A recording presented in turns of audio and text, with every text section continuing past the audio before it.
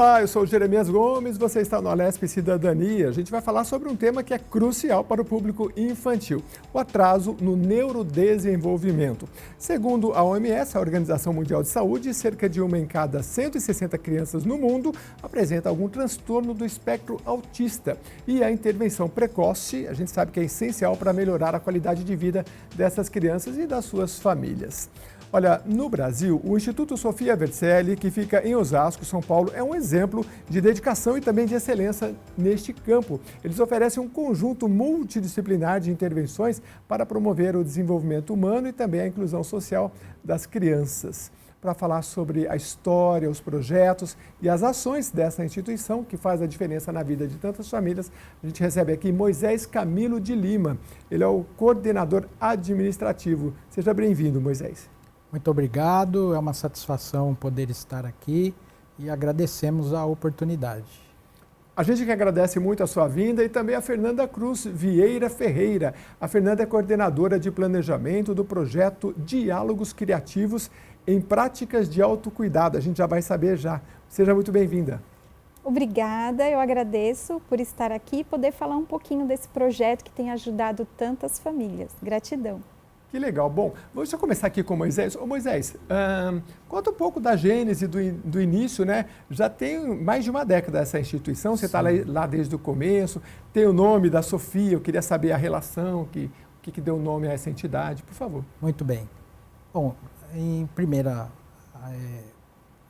análise, nós estamos aqui representando a nossa fundadora e gestora, que é a Fabiana Grosso, né? Uhum. Não pôde estar nesse momento.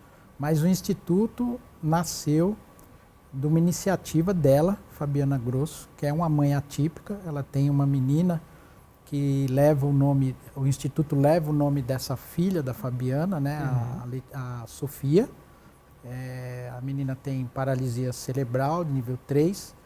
E a Fabiana, diante dos desafios, né, como mãe atípica e na procura de atendimento e terapias que fossem adequadas à situação e à realidade da sua filha, ela percorreu várias instâncias, saiu inclusive da cidade, do estado, buscou recursos fora do país, até que conseguiu, de uma forma muito efetiva, o tratamento com as terapias que a Sofia necessitava. E o resultado chegou rápido, na melhoria da qualidade de vida, tanto da menina quanto da família. E a partir dessa experiência, ela idealizou inicialmente a clínica Pediakinder, que é uma referência hoje, né, no atendimento. É um centro especializado de atendimento à criança autista e, consequentemente, para atender as famílias que não tinham condições financeiras, né, e precisavam desse atendimento, ela idealizou o braço social da clínica Pediakinder, que é o Instituto Sofia Vercelli, que inclusive leva o nome da própria filha dela. Que legal. Como é que chama a clínica? Pediakinder. Pediakinder. Pediakinder. Ah, legal. Me fala uma coisa, eu sei que você é da área administrativa, mas eu vou explorar um pouquinho para você, de vocês, para entender um pouquinho sobre o neurodesenvolvimento, né? Sim. Atraso no neurodesenvolvimento. Eu citei aqui transtorno do espectro autista, mas eu estava lendo para fazer o programa algo de em torno de 5%, quando se fala em atraso do neurodesenvolvimento, são as crianças com TDAH. E TEA cerca de 1 a 2%, e outras deficiências intelectuais de 1 a 3%. Então, se a gente for somando, não são poucos, né? Mas fala um pouquinho, eu queria que você falasse um pouco desse... Quando a gente fala de uma instituição que trabalha com atraso do neurodesenvolvimento, a gente está falando principalmente dessas condições e fala um pouco da realidade do que vocês têm lá, se é mais TEA, se é mais TDAH, enfim. Sim, é um desafio gigantesco, obviamente, porque o número de crianças com TEA e outras comorbidades tem crescido de uma forma muito significativa. No próprio município a gente tem indicadores lá que são assim, extremamente relevantes, né, importantes. E essa questão do atraso no desenvolvimento, eu falo também como pai atípico que sou, eu tenho um filho de 25 anos, que ele tem TEA também, né, nível de suporte baixo e outras comorbidades.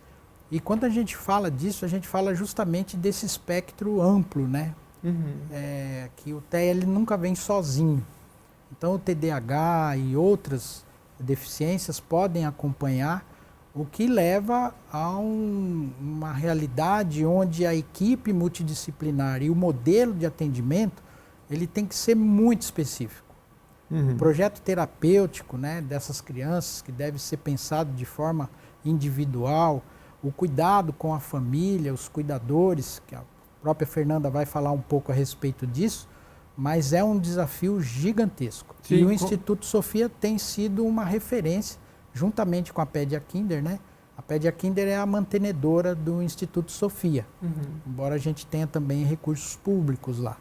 Mas esse desafio da equipe multidisciplinar, desse múltiplo olhar, a visão biopsicossocial, ela é fundamental para fazer frente a essa grande demanda de crianças, adolescentes, jovens, adultos com deficiência intelectual. Entendi. Deixa eu passar aqui um pouquinho para a Fernanda. Fernanda, eu sei que você vai falar aí desse projeto, né, que é o Diálogos Criativos e Práticas de Autocuidado, mas eu queria antes te perguntar o seguinte, como é que você, porque você é psicóloga, vê esse desafio de crianças com essas dificuldades, ou seja, com TEA, TDAH, né?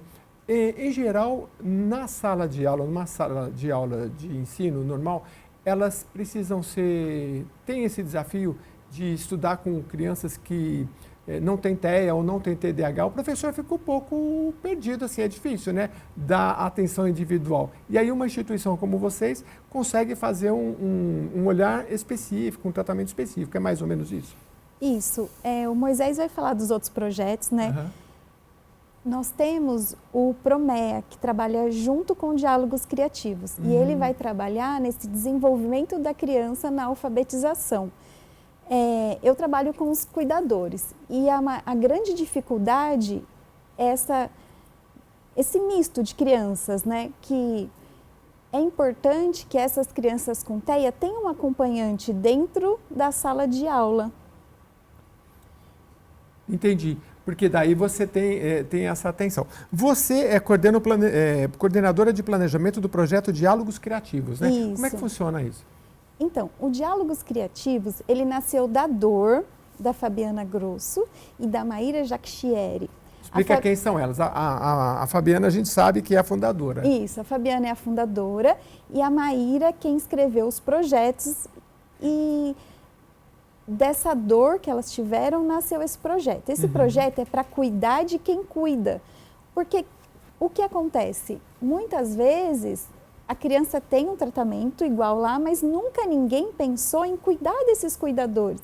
Então, o Instituto Sofia Vercelli, ele é pioneiro em Osasco para cuidar desses cuidadores, que são pais, mães. Lá no Instituto, 90% são mães, mas nós atendemos pais e avós também. Isso eu achei muito interessante porque, assim, enquanto as mães que levam seus filhos para serem cuidados, é você que faz esse trabalho ou tem outras, e vocês fazem um diálogo, como é que funciona isso? Nós somos uma equipe. Tá. Eu sou coordenadora de planejamento, tem a Patrícia Monte, que é tem a Patrícia Monte, que ela é comunicóloga e ela é coordenadora pedagógica. Nós trabalhamos em equipe e nós temos 6 facilitadores. O projeto Diálogos Criativos foi pensado e estruturado para fazer rodas de conversa. Conforme foi desenvolvendo o projeto, eles contrataram terapeutas comunitários integrativos, que essa roda não é uma roda qualquer, é uma roda pensada e estruturada dentro de uma metodologia que foi criada por um brasileiro, um cearense, que inclusive eu e a Patrícia tivemos o prazer de estar com ele na semana passada, que criou essa metodologia na década de 80. Ele está espalhado aqui no Brasil, tem 49 polos que formam formadores de terapia comunitária e se você pesquisar, está em mais de 45 países do mundo. Ela está nas PICs, ela é uma das 29 práticas das PICs que é oferecida no SUS. Então, dentro dessa prática, tem um começo, meio e fim, é uma metodologia.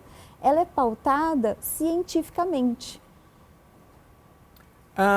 Então guarda aí, daqui a pouquinho eu quero que você fale na prática, porque imagina assim, uma roda de conversa com mulheres, e assim uma tem um filho com TEA, outro tem TDAH, outro tem algum problema no desenvolvimento intelectual, além do conforto de poder conversar com pessoas que têm situações semelhantes, isso é muito interessante, mas eu queria que você daqui a pouquinho falasse para a gente mais dessa metodologia. O que elas conversam, o que essa metodologia traz de avanço, além da parte afetiva. Mas deixa eu voltar com o Moisés. Moisés, vamos saber um pouco assim, então, mais sobre a entidade. Você está lá há quantos anos? 2 anos. 2 anos, né?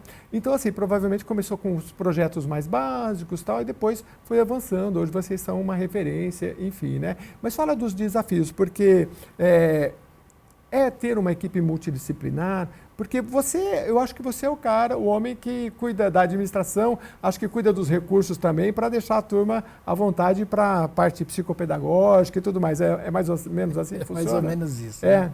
Que não é fácil, né? Arrecadar os recursos, não. fazer os contratos e tudo mais, é uma parte dura.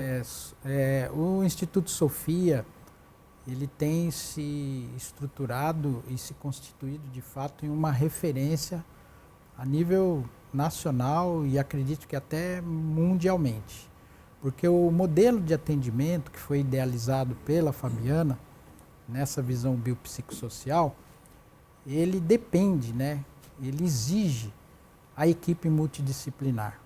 Então, não há como desenvolver esse trabalho e alcançar os resultados que, tanto na Pediakinder quanto no Instituto, são alcançados sem a atuação de múltiplos conhecimentos. Né? Então, nós temos lá os profissionais necessários, todos eles com especialização.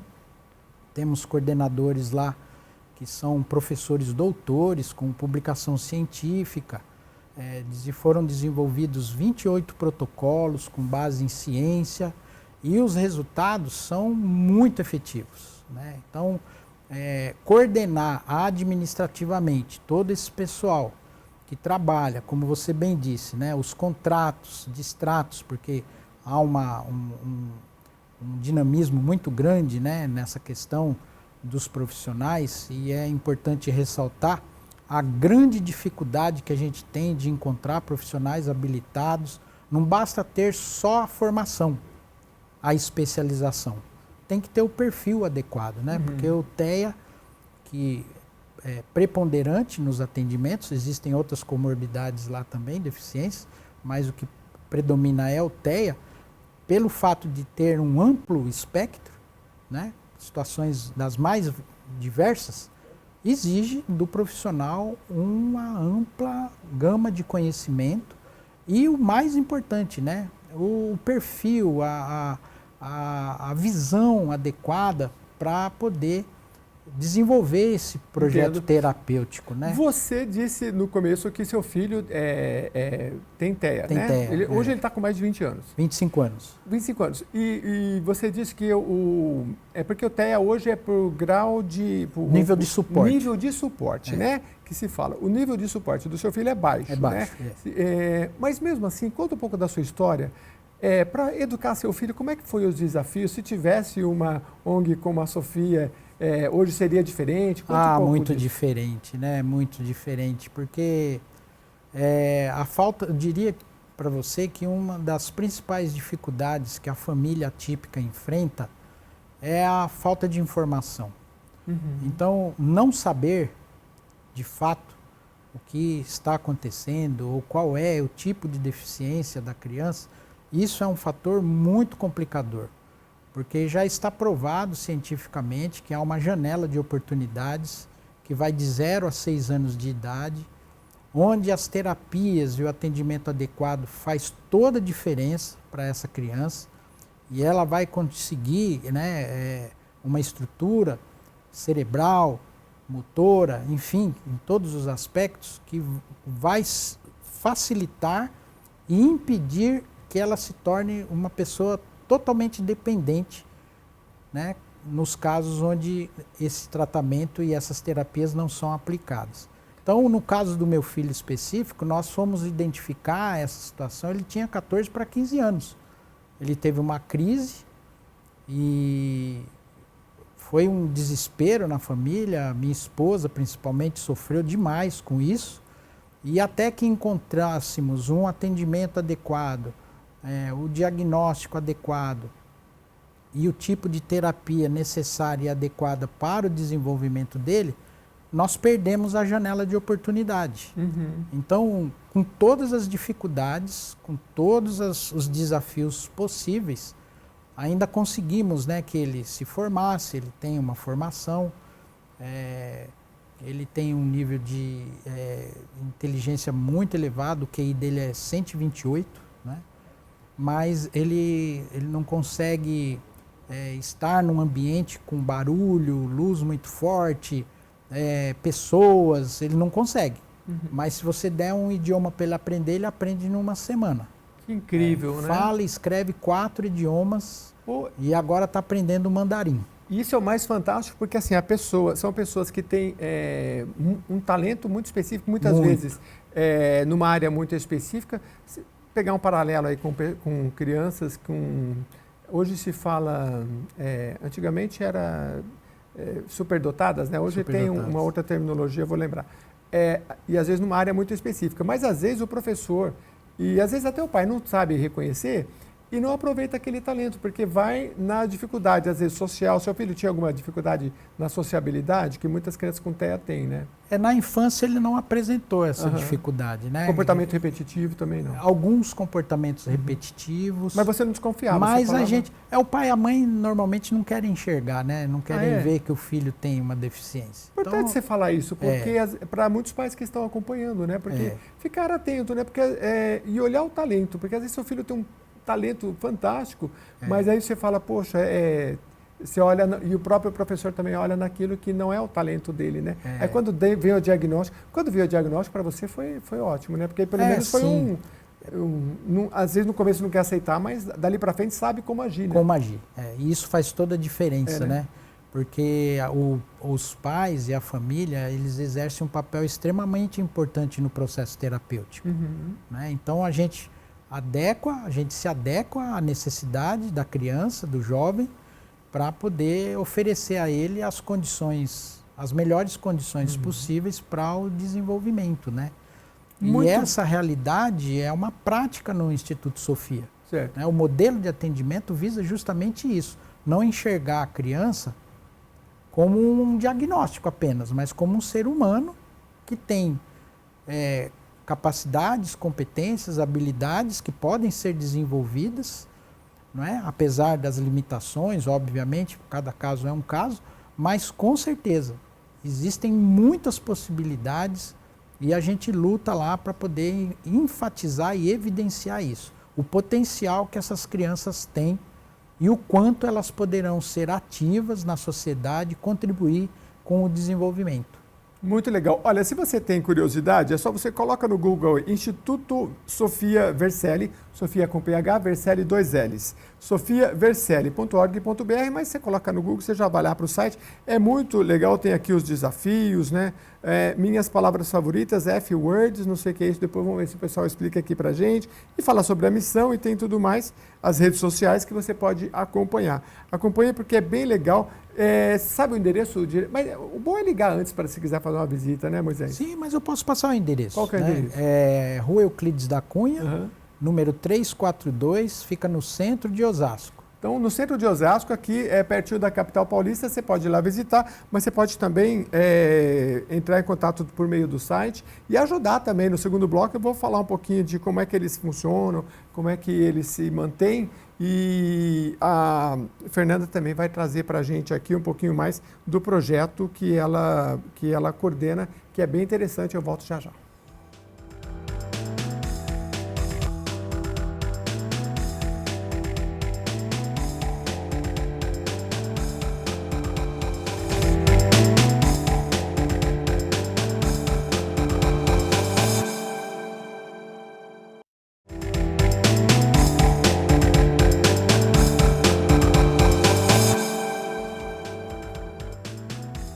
Estamos de volta aqui no Alesp Cidadania, conversando com os integrantes do Instituto Sofia Vercelli. Fica lá em Osasco, olha, vale a pena você visitar. Eles me deram aqui o relatório de impacto, diálogos criativos e práticas de autocuidado, que é o trabalho que a Fernanda, que está aqui com a gente, faz. Deixa eu mostrar aqui para essa câmera.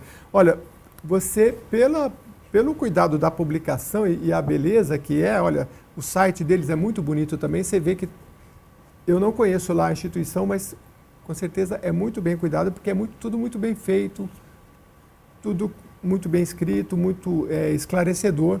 Você pode entrar lá no site, a gente passou ali a foto da fundadora, então depois vocês podem ter acesso a essas publicações lá no site, né? E tem o WhatsApp também que a gente vai colocar aí para você conhecer.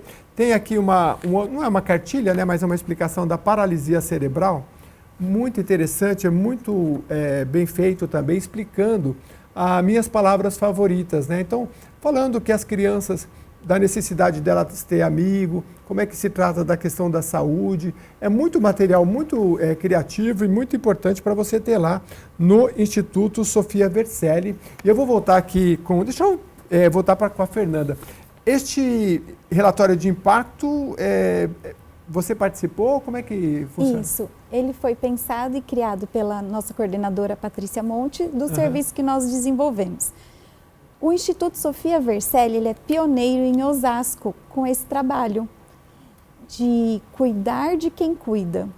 E ele é o primeiro projeto que a gente tem menção que recebeu recurso público para cuidar dos cuidadores. Isso é fantástico, cuidar dos cuidadores, porque assim, quem tem na família, o Moisés fala o nome certo, como é que é atípico, né? Uma família atípica. Uma família atípica, enfim, uma mãe atípica, um pai atípico. A gente sempre entende, já fiz outros programas aqui, que o que acontece? A família toda começa a se desenvolver em torno daquela pessoa que precisa desse cuidado. Isso é para tudo, para o trabalho, na educação da família, tudo é em volta daquilo. Então, são famílias que precisam de um atendimento e o Instituto faz esse atendimento muito específico. Enquanto as mães estão lá, os filhos estão sendo atendidos, as mães têm essa roda de conversa. Você falou no primeiro bloco que é um trabalho desenvolvido por um brasileiro, né? Não sei se você lembra o nome dele, o cearense? Cearense, doutor Adalberto Barreto. Doutor Adalberto Barreto, procura ele aí, que é um trabalho que ele desenvolve e foi para o mundo inteiro. E lá em Osasco vocês fazem isso. Mas fala mais dessa metodologia, assim, o que essa roda, esse diálogo proporciona para essas mães? E se você tiver passar pela memória alguma coisa legal que ficou pela sua memória de depoimento, pode dizer. Tá. Então, essa roda, ela é uma metodologia, terapia comunitária integrativa, que ela tem começo, meio e fim. E dentro dessa roda, os cuidadores, quem participa, ele traz as suas angústias e no fim, cada um fala de si. Ela tem regras. As regras são, eu posso falar só sobre o que eu passo, então eu falo do eu não posso dar conselhos, eu não posso fazer discurso. E essas regras protegem a roda e protegem essas famílias. Que legal. Não, adorei as regras, sem discurso e a outra qualquer? Eu falo da língua do eu só posso falar da minha experiência. Da minha experiência. Então, eu não posso julgar, eu não posso dar conselho, eu não posso fazer discurso. E o que eu posso? Eu posso trazer uma paródia, trazer um provérbio, trazer uma música para dentro dessa roda. E a partir desse processo, nós já estamos mais de um ano, nós tivemos impactos tanto nas rodas, tivemos impacto com os cuidadores, com as crianças e na sociedade. Os impactos que a gente vê, eu vou falar de cuidadoras porque 90% são mães atípicas.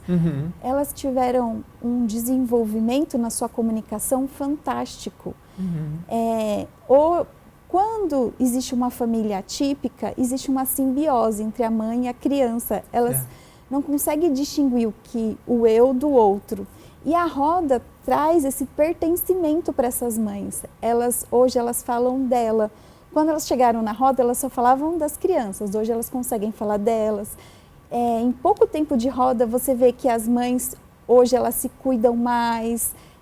São mães que não têm tempo de ir no cabeleireiro, elas trazem de relatos. As pessoas falam assim que a gente usa essa desculpa, eu tenho um filho atípico, eu não tenho tempo para mim. Mas só elas sabem essa dor de ter que ficar 24 horas. Tem crianças de suporte alto que precisam de mais atenção. Então, nessa roda, elas trazem para a gente, dentro da metodologia tem uma parte de celebração. E é muito importante que elas celebram, hoje meu filho cortou o cabelo. O que é tão simples para uma criança e para uma mãe atípica, para elas não, cortar o cabelo, ir no dentista, até mesmo ir ao banheiro. Essas crianças têm suporte que precisam 24 horas dessas mães. Então a gente tem impactos na relação entre as mães, melhoraram muito. Impacto na relação com as crianças. Hoje essas mães trazem de relatos que elas têm mais paciência com as crianças, que hoje elas, quando eu não julgo e quando eu olho para o outro, elas então conseguem também ver a dor do outro, entender. Nossa. Fantástico, fantástico. Não, pode continuar. É que são tantos relatos que passam assim, elas conseguem se olhar, elas conseguem olhar para a criança, então disseram que hoje elas são mais pacientes. Ali na tela, a moça falando, eu era muito nervosa, não escutava ninguém, eu era muito briguenta, ela está dando um depoimento ali, né? E a outra também dizendo, porque é aquele espaço, então eu não abro mão daquele espaço, eu posso estar bem, posso estar morrendo, mas eu levanto porque eu tenho que estar para os meus filhos ficarem bem. É legal, cada uma, achei fantástica essa metodologia, porque quando a gente se vê, né, Moisés, na outra pessoa assim, você, por exemplo, tem um filho atípico, você poder conversar com uma família e ver, a pessoa não precisa dar conselho, mas só de você saber da vivência e ver as partes que ela está superando, talvez você não superou, alguma coisa que você fala, poxa, isso aqui eu não tinha entendido, agora entendo diferente, é maravilhoso, né? É uma troca muito rica, né? E só o fato da gente identificar que outras pessoas passam pelos mesmos desafios e dificuldades que a gente passa, isso também é alentador, né? E obviamente que a grande maioria são de mães que procuram ajuda e tudo mais, que infelizmente os maridos, os pais acabam abandonando, mas no caso, como o meu, de pais que permanecem ali firmes junto com a companheira para atender as necessidades, esse projeto ele é fantástico, né? Porque todo mundo aprende. Mas a gente falou de um projeto, e são vários, tem um programa, né? Fala pra gente, porque o pessoal que está acompanhando quer, de repente, vai lá visitar o Instituto Sofia Vercelli, que fica em Osasco, a gente já deu o endereço aqui, o WhatsApp, o site e tudo mais, você pode ir lá visitar. São vários programas, aliás, é um programa com vários projetos, é isso? É isso, são 5 projetos, né? E eles foram pensados e estruturados de forma a eles se complementarem, né? Então, nessa visão e modelo biopsicossocial, tanto a criança quanto a família são alvo desses projetos.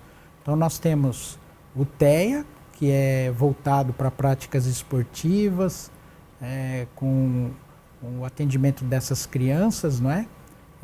Temos o projeto Rede, inclui mais Osasco, que trata de organizar, né, os atores sociais e identificar no território quais são as necessidades, mas também quais são as potencialidades, os equipamentos, e integrar essa rede, né, horizontal para que as famílias, as pessoas, os equipamentos, as instituições públicas ou privadas possam interagir e criar alternativas para a solução dos problemas.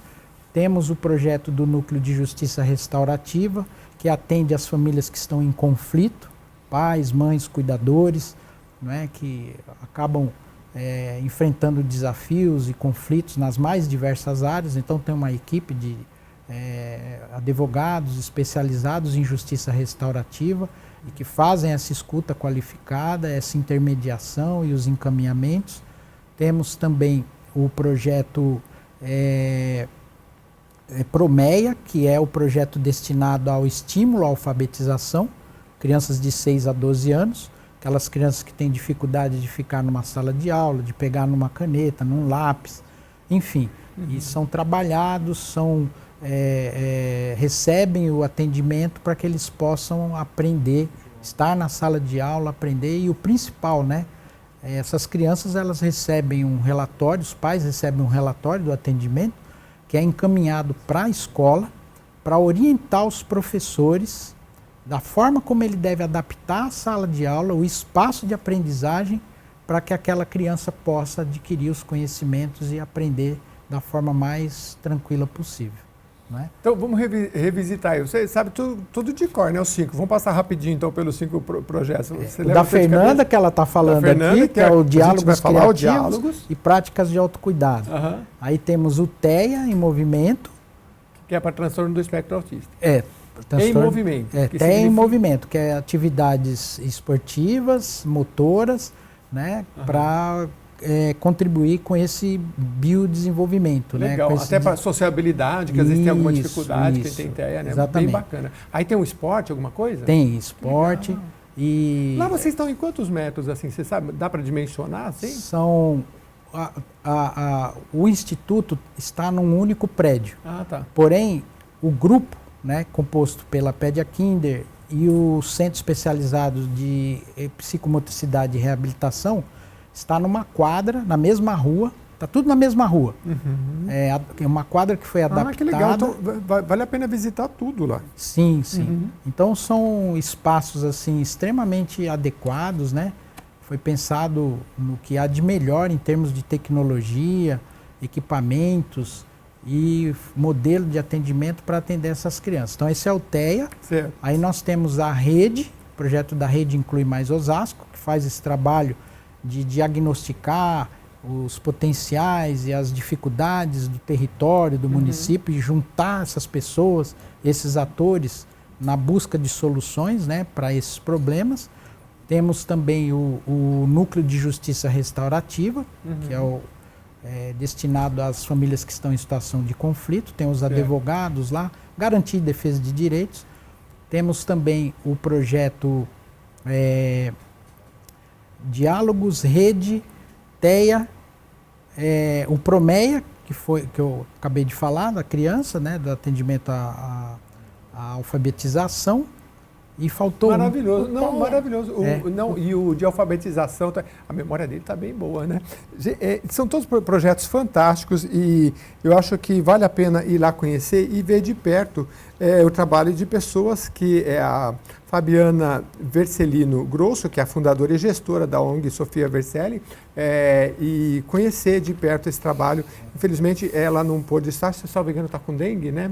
Infelizmente, a gente está gravando esse programa numa época em que muitas pessoas estão com dengue, a gente precisa realmente se cuidar. Mas dizer que o trabalho dela é muito interessante, muito amplo e, assim, difícil, né? Porque lidar com essas especialidades, como você falou, precisa de uma equipe multidisciplinar. E agora, interessante porque vocês atendem hoje cerca de 100, 150 crianças, é isso? Quase 200 crianças. Quase 200, né? Como é que vocês sobrevivem? Porque, assim, um trabalho como esse, se tiver mais recurso, pode atender mais. Pode atender. Provavelmente tem muita criança que gostaria de estar e não consegue porque não dá para atender todo mundo, né? Queria que você falasse um pouco das fontes de recurso e se as pessoas podem ajudar. A gente tem um WhatsApp aí, as pessoas podem mandar um WhatsApp e tal e perguntar também, mas se existem mantenedores mensais, enfim, como é que funciona? Sim. A despesa é astronômica, né? Porque essa equipe multidisciplinar e especializada, ela custa caro.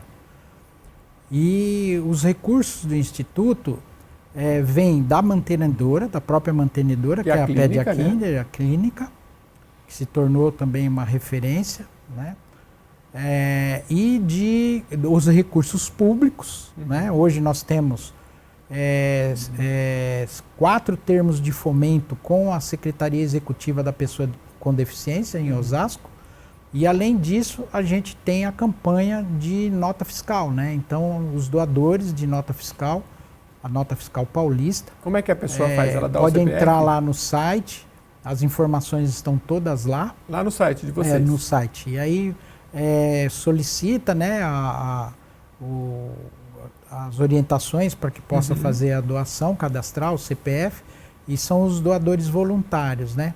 Nós temos uma equipe de captação de recursos que é composta pela Selma, a Sarita e a Fernanda. Temos uma equipe de elaboração e prospecção de projetos, que é composta pelo Diego e pela Luciana. E fazemos todo esse trabalho de divulgação e sensibilização e conscientização. Que legal. E dá para você acompanhar provavelmente no Instagram também, né? Dá para colocar lá no Instagram o Instituto Sofia Vercelli, que a gente está falando aqui. Deixa eu ler um trechinho aqui dessa publicação que eu achei tão interessante, entendendo a deficiência. A deficiência é complexa, dinâmica, multidimensional e questionada.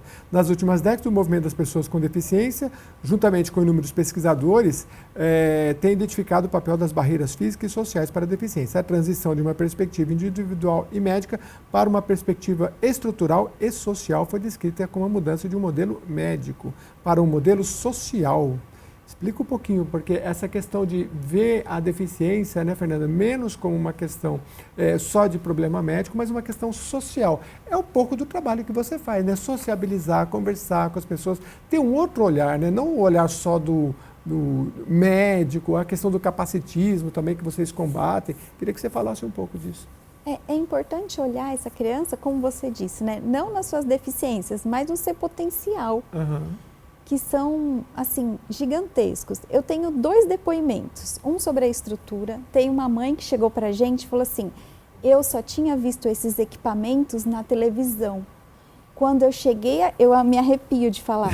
Ela fala assim, que dá vontade de chorar. Ela falou assim, quando eu cheguei aqui e vi meu filho nesse equipamento, ela começou a chorar. E faz toda a diferença, né? Quem tem dificuldade de mobilidade, tem um equipamento que ele pode se movimentar, é uma grande conquista para a criança e para a mãe também. Tem até umas fotos que enquanto você fala, a gente vai mostrar um pouquinho das fotos. Se tiver alguma coisa que você lembrar, você comenta a foto, mas pode retornar. Você falava do outro depoimento. Isso. Esse é um depoimento legal. E o outro depoimento é que uma mãe... esse é o depoimento do Promeia, de alfabetização. É uma criança de suporte que não falava. E ela falou assim, no Instituto Sofia é o único lugar que aceita meu filho. Ele faz tratamento em outro instituto também, com uma psicóloga. E a psicóloga fica 15 minutos na sala, ela me chama e fala assim que ele está tendo uma crise.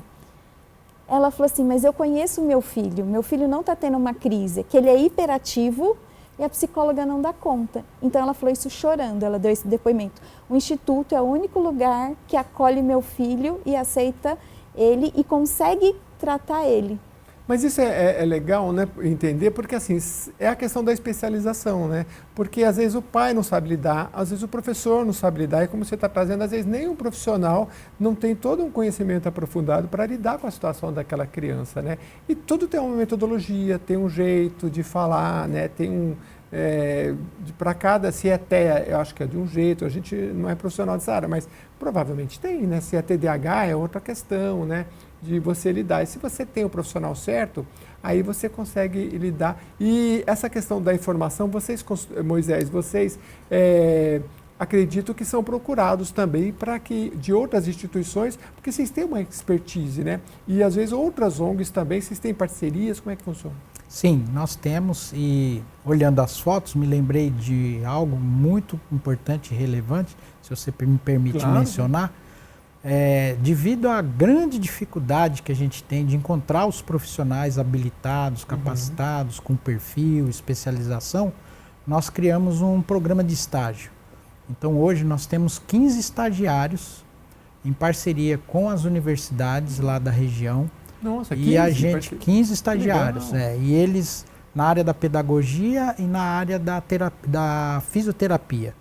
E esses estagiários, eles vêm para o programa de estágio, eles ficam lá num período de no máximo 2 anos, e com a intenção da gente prepará-los já para contratá-los. Que interessante. No quadro Aliás, para quem tem interesse, eu fiz um programa aqui, se não me engano, era terapia ocupacional, né? Que você tem. Também. Tem uma falta muito importante nesse momento no mercado, né? Inclusive, o profissional aqui era do Hospital das Clínicas, ele falou, olha, a gente está com 6 vagas lá e não preenche. Isso vai elevando o valor do salário e aí vai ficar mais difícil pagar. Por outro lado, para quem tem interesse em trabalhar nessa área, tem tem campo de trabalho, né? Tem um mercado interessante para quem se interessa. E um ambiente propício, né, para o desenvolvimento de conhecimento, né?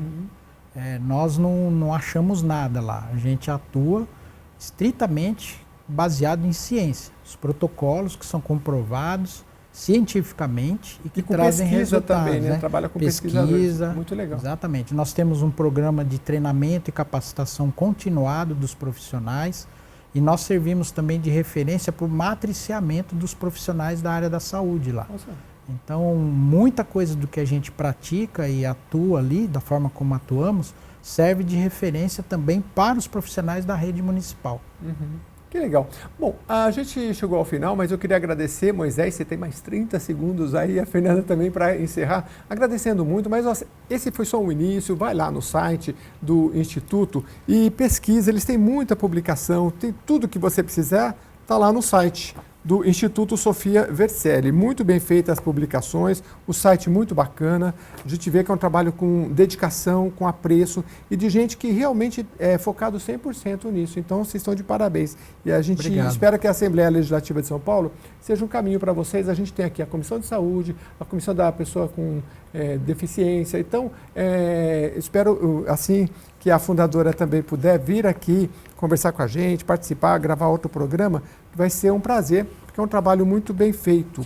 Então, por favor, com as suas considerações finais. Olha, eu só tenho a agradecer essa oportunidade da gente poder falar, né? E esse público que nós atendemos é um público invisível, em situação muitas vezes de vulnerabilidade extrema, independente da condição financeira. E a gente faz tudo o que é possível para mudar esse cenário e essa realidade, não só com o discurso, mas principalmente com a prática. Os profissionais habilitados, capacitados, engajados, trabalhando, focados para mudar essa realidade. Falou tudo, né, Fernanda? A prática, né? E você está lá também, todo dia lá, né? Você deu os depoimentos porque você acompanha de perto, é muito bom, né? Eu gostaria de agradecer e deixar um convite também para os pais atípicos e participarem das nossas rodas. Pode entrar em contato com o WhatsApp, nós fazemos rodas de terça e quarta, são 2 rodas, uma de manhã, uma à tarde, quinta-feira são 4 rodas. Eu convido todos esses cuidadores para estar conhecendo um pouquinho. Que legal. Então, o filho não precisa estar sendo atendido. Qualquer pai atípico, mãe, o cuidador pode ir lá participar. Pode. Nossa, chama terapia comunitária integrativa, mas não é terapia, ela é terapêutica. Então, a pessoa pode participar só de uma roda. Começo, meio e fim, ela já sai com resultado. Não, maravilhoso. Eu acho que vale a pena ir lá, já conhece, já participa da terapia e tudo mais. Muito obrigado pela sua vinda aqui. Eu agradeço a fundadora e também estendo o nosso convite para que vocês possam voltar aqui. Muito obrigado, viu? E a você que acompanhou a gente até aqui, obrigado pela sua atenção. Vai lá visitar essa ONG lá em Osasco, o Instituto Sofia Vercelli, e conhecer o trabalho deles, tá bom? Muito obrigado pela sua audiência. Até a próxima oportunidade.